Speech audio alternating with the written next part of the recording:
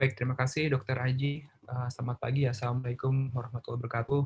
Salam hormat saya kepada seluruh prof, dokter, teman sejawat, dan juga Bapak Ibu yang ikut untuk di Classical Machine Learning Course pada kesempatan kali ini. Saya mulai saja, jadi topik saya merupakan AI in Radiology dan mungkin agak berbeda ya dengan topik yang sebelumnya dan yang nanti. Topik saya mungkin lebih konseptual, jadi mudah-mudahan kita bisa sama-sama paham kira-kira bagaimana peran AI di radiologi. Jadi ini mungkin sebagai pemicu saja, kalau misalnya kita mungkin sebagai dokter, sebagai klinisi, ada kekhawatiran mengenai AI itu juga di radiologi, kalau misalnya ada rekan-rekan yang terlibat di bidang radiologi. Jadi kita mengenal film Terminator ya, dengan Arnold Schwarzenegger yang datang dari masa depan, yang merubah sejarah cerita, dan akhirnya menjadi ancaman gitu buat umat manusia. Jadi itu mungkin yang jadi kekhawatiran yang mirip ya di film yang mungkin pernah kita tonton ini. Dan kita kalau bisa bicara radiologi mulai dari sejarahnya ya tahun 1895 sejak Ronsen menemukan X-ray hingga sekarang ada MRI, ada CT scan yang sebenarnya secara teknologi itu baru ya, kurang lebih dari pengembangannya 50 tahun, dan hingga sekarang alat sudah sangat berkembang secara teknologi, secara software. Dan kita sekarang bicara adalah data-data radiologi yang digital, yaitu kita bisa melihat gambarnya menggunakan PACS system, dan saat ini telah ada konsep AI di radiologi karena data-data tersebut merupakan data digital gitu, sama dengan data klinis lain seperti tadi data suara ataupun data rekam medis yang nantinya bisa kita kembangkan untuk artificial intelligence. Dan ini terbukti dari publikasi di medical imaging ya, terkait AI itu sangat-sangat berkembang 10 tahun ke belakang. Bisa dilihat bagaimana grafiknya ya dari tahun 2010 ke atas itu sangat-sangat meningkat karena terjadi banyak perkembangan secara teknologi, konsep, dan juga software yang bisa menjadikan kemudahan untuk pengembangan AI di medical imaging. Dan sebagai prinsipnya, medical imaging merupakan data gitu. Jadi kalau suatu gambar USG, CT scan, MRI, ataupun voxel itu jadikan komputasi gitu, proses komputasi. Dan ini sama prinsipnya dengan apa yang kita hadapi ya di data-data kata, data-data suara yang nantinya kita bisa jadikan angka-angka. Dan ini mungkin sudah banyak diulang, jadi saya tidak membahas terlalu dalam ya. Kalau misalnya kita di radiologi, medical image itu banyak sekarang ini menggunakan deep learning gitu sebagai pendalaman dari machine learning sendiri. Dan kita kalau misalnya bicara sejarahnya ya, AI di medical imaging gitu, awalnya adalah merupakan rule-based system gitu. Jadi kita menggunakan sistem yang gunanya untuk computer aided diagnosis, itu menggunakan komputer program yang nantinya akan menghasilkan output seperti diagnosis, seperti menentukan suatu lesi. Dan sekarang ini dari pengembangan classic machine learning, representation learning, deep learning, maka itu semakin detail dan nanti akan menghasilkan hasil yang lebih akurat ataupun menyerupai yang bisa diproduksi ya oleh radiologis gitu sebagai suatu diagnosis, kesimpulan.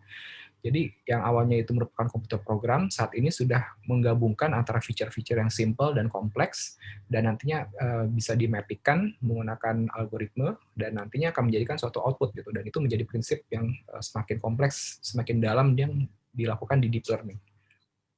Dan ini prinsipnya juga sama ya dari machine learning dengan yang sebelumnya.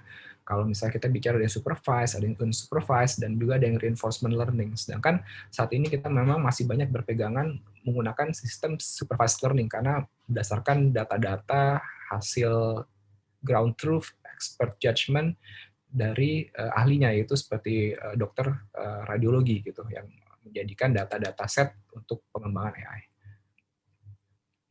Dan di sini apa yang membedakan antara machine learning dan deep learning, kalau misalnya kita sering mendengar istilah machine learning, classical machine learning seperti di workshop ini, maka sebenarnya deep learning itu menggunakan layer-layer yang lebih banyak dibandingkan dengan machine learning. Dan itu hidden layer tersebut bisa dibilang kompleks dengan banyak put, weighting, yang sebenarnya prinsipnya seperti statistik juga, sehingga menghasilkan suatu kesimpulan yang lebih spesifik, yang lebih tajam untuk output layernya. Seperti ini adalah contohnya untuk membedakan apakah tumor ini suatu tumor jenis oligodendroglioma ataupun astrocytoma.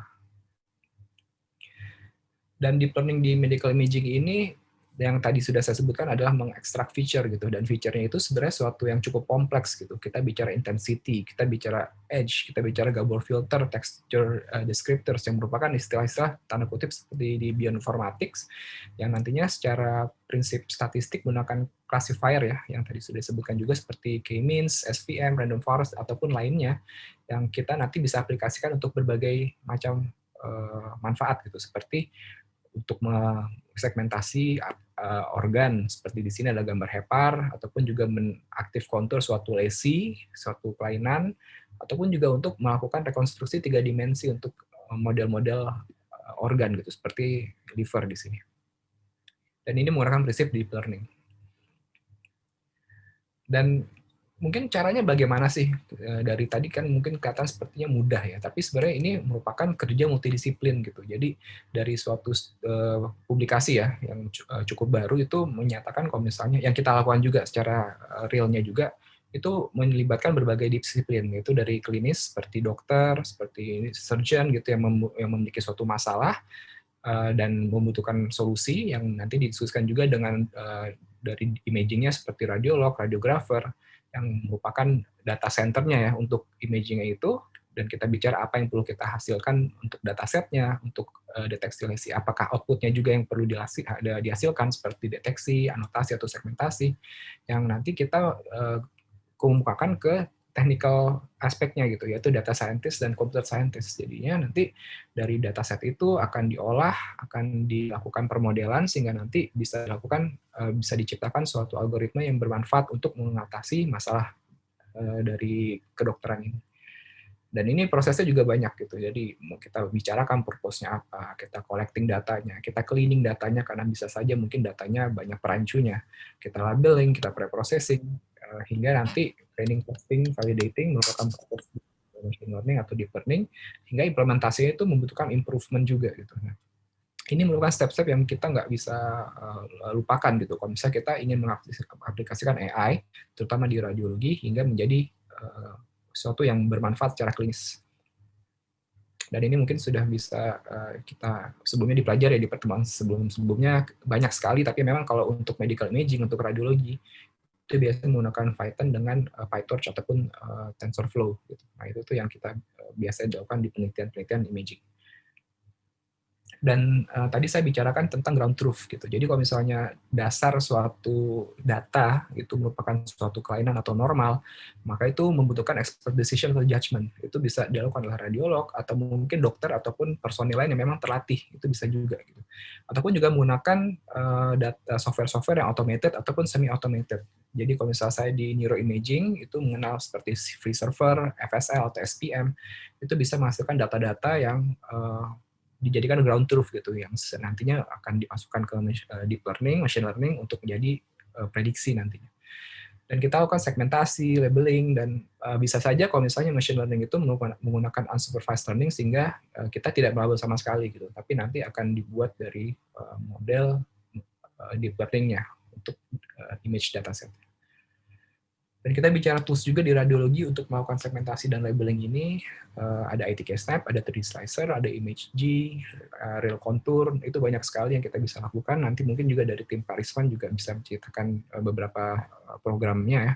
Dan ini sebagai contohnya aja untuk menggunakan ITK-Snap untuk mendeteksi kelainan ataupun anatomi di liver, ataupun ini di paru, ataupun di limpa gitu. Jadi berbagai organ dengan medical imaging seperti data DICOM itu bisa kita segmentasi atau label menggunakan software ini. Dan selanjutnya untuk workflow-nya sendiri, jadi kita bicara kalau misalnya radiologi secara umum adalah ini. Kita ambil gambar, kita pre-processing di workstation radiologi, dihasilkan image, dan nanti mungkin dilakukan reporting, dan nanti akan menjadi bahan untuk diagnostik. Tapi untuk image-based test ini, spesifiknya itu bisa dilakukan deteksi, karakterisasi, ataupun monitoring. Yang nantinya sebenarnya dari 3 payung besar ini tuh bisa dilakukan pengembangan untuk machine learning ataupun deep learning untuk menghasilkan tergantung manfaat yang kita perlukan gitu. Terutama memang sekarang banyak untuk mendiagnosis ataupun mengklasifikasi suatu kelainan berdasarkan imaging. Dan juga deteksi yang kita juga lakukan di penelitian kita di FKUI RSCM. Dan ini mungkin beberapa hal yang kita lakukan ya, seperti untuk clinical use-nya, itu membedakan normal dan nggak normal, CAT-E, CAT-X, radiomics, grading classification, NLP juga termasuk. Kita di radiologi beberapa itu untuk mengolah dari kesimpulan radiolog ya, berdasarkan ekspertise itu bisa menghasilkan otomatisasi natural language processing untuk penelitian-penelitian di luar. Lalu juga knowledge management gitu. Jadi kita bisa juga bergunakan berbagai hal gitu untuk AI di radiologi. Dan secara umum di kesehatan ya, nantinya kita harapkan dapat meningkatkan outcome patient untuk akurasi diagnostik, untuk personalized medicine, bagaimana untuk experience pasien yang lebih baik. Nah, itu tuh semua bisa bermanfaat dengan menggunakan AI. Ini beberapa contoh saja untuk bone age, berapa manfaat AI di radiologi. Jadi kita kalau misalnya istilahnya di kesehatan anak ya, kita membutuhkan informasi bone age menggunakan X-ray dari tangan kiri anak-anak ataupun manusia. Yang nantinya kalau misalnya kita sebagai ground truth itu biasa menggunakan data atlas yang sudah established gitu. Jadi kita bisa tahu nih usia skeletalnya berapa untuk pasien tersebut. Dan ini sudah dikembangkan dari tahun 2016-an ya, 17. Bagaimana kalau skeletal age dengan X-ray ini bisa dilakukan pemodelan AI untuk memprediksi usia tulangnya. Dan ini memang sudah bisa dipakai ya, walaupun memang butuh dikonfirmasi lagi dengan yang established yaitu atlasnya sendiri, karena memang terdapat perbedaan kadang-kadang gitu. Dan ini tetap harus dilakukan filter ya dari dokternya sendiri, apakah memang sudah tepat atau belum. Dan dari RSNA sendiri, Radiological Society of North America itu mengadakan lomba untuk AI, pengembangan AI dari kasus-kasus yang menggunakan medical imaging. Seperti tahun 2018 itu untuk deteksi pneumonia, yang nanti kita akan coba lakukan juga ya untuk siang kali ini untuk reproduce data. Lalu juga tahun 2019 menggunakan CT scan untuk deteksi pendarahan di intrakranial. Nah, itu sebenarnya sudah banyak sekali datasetnya, terutama dari RSNA ini yang publish di Kaggle. Dan untuk beberapa hal juga AI itu dapat dilakukan untuk memberikan informasi pada pasien stroke iskemik, yaitu untuk memprediksi skor stroke, yaitu aspek skornya. Jadi kita bisa di sini, ini di RSM juga sudah ada, kita lakukan CT brain, CT otak non kontras untuk pada pasien stroke, yang nantinya dari area-area ini dapat memprediksi mana yang sudah terlibat, yang mana sudah ada iskemiknya, yang nanti akan keluar scoringnya. Dan ini nanti akan memberikan informasi ke klinisi apakah dapat dilakukan trombolisis atau trombektomi untuk pengobatannya. Yang kanan ini yang normal, yang kiri yang kelainan.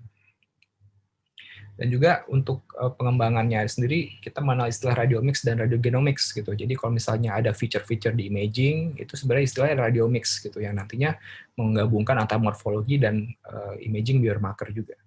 Dan nanti kalau misalnya digabungkan dengan informasi genomik, itu bisa menjadi radiogenomics istilahnya. Jadi nanti jika dapat hasil suatu pengembangan ya AI dari data radiologi dan genomics ini, nantinya itu bisa bermanfaat untuk precision medicine.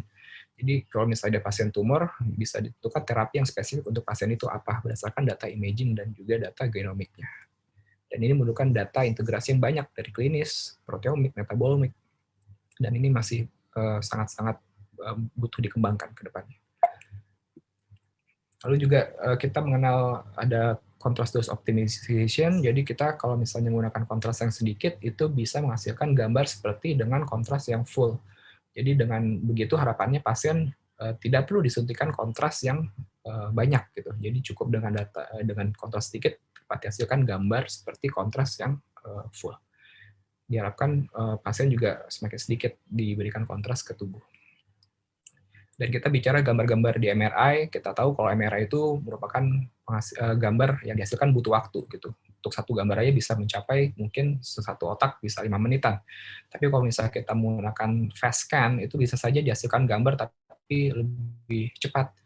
Tapi konsekuensinya gambarnya akan memiliki kualitas yang lebih rendah. Tapi dengan deep learning enhancement, dan biasanya ini menggunakan GAN, itu bisa menghasilkan gambar yang menyerupai gambar dengan protokol standar MRI dengan waktu scan time yang lebih singkat.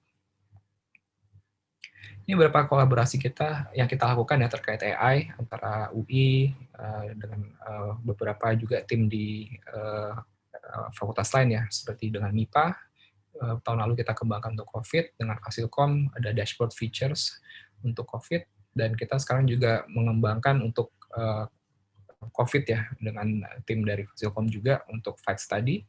Lalu juga ada juga dengan Fasilkom juga untuk pengembangan model untuk TB gitu, yang kita nanti presentasikan ya di acara siang hari, yaitu terkait dengan rate study. Ini tinggal 5 menit itu waktu. Baik, terima kasih. Lalu bagaimana sih tantangannya gitu kalau misalnya untuk pengembangan AI di radiologi? Jadi banyak sekali ada medical legal, approach multidisiplin, mungkin interest-nya juga banyak yang masih kurang. Jadi kita memang membutuhkan suatu sistem yang memang mendukung gitu pemahaman AI itu di pendidikan, praktek, dan juga penelitian gitu. Jadi ya memang suatu kompleks gitu, karena kita nggak bisa sembarangan memasukkan suatu sistem AI ini di pelayanan kesehatan secara direct. Tapi memang secara dunia nyata ya, kita sudah banyak sekali vendor-vendor yang menawarkan ya solusi-solusi AI ini gitu di radiologi dengan berbagai caranya gitu. Termasuk di COVID tahun lalu banyak sekali. Tapi ya memang ini sesuatu yang perlu kita teliti dan juga kita perlu telaah sebelum dilakukan di pelayanan kesehatan secara langsung. Dan ini mungkin suatu pernyataan juga tahun 2016 dari Prof. Ilmu Komputer ya, Jeffrey Hinton, yang menyatakan kalau dalam 5 tahun ke depan radiologi akan mati karena AI itu sangat berkembang gitu. Dan ya hingga sekarang 2021 ya itu belum terbukti sih, karena memang suatu pengembangan radiologi itu di AI itu ya ada memang pasti gitu, tapi memang itu masih butuh waktu gitu. Karena kita bicara suatu sistem kesehatan yang memang berhubungan langsung dengan manusia gitu.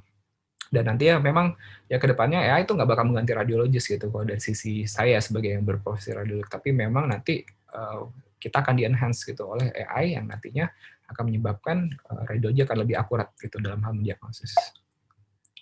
Dan baik lagi ke konsep kedokteran, kalau misalnya kita ada art and science, jadi kita banyak sekali ketidakpastian gitu dan probabilitas, sehingga mau nggak mau manusia ataupun dokter itu mesti ada perannya di situ, termasuk juga dokter spesialis radiologi.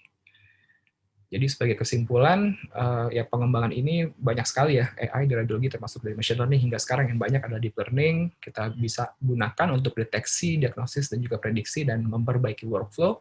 Dan memang implementasinya masih banyak tantangan gitu, masih lambat, terutama di Indonesia sendiri yang mungkin masih banyak disparitas dalam hal pelayanan kesehatan, perlu banyak multidisciplinary approach, dan juga mungkin pendidikan dan research juga environment-nya lebih mendukung gitu. Tapi memang ini merupakan suatu near future of radiology yang kita akan hadapi gitu kan. Baik, mungkin demikian dari saya. Terima kasih. Selamat pagi. Assalamualaikum warahmatullahi wabarakatuh.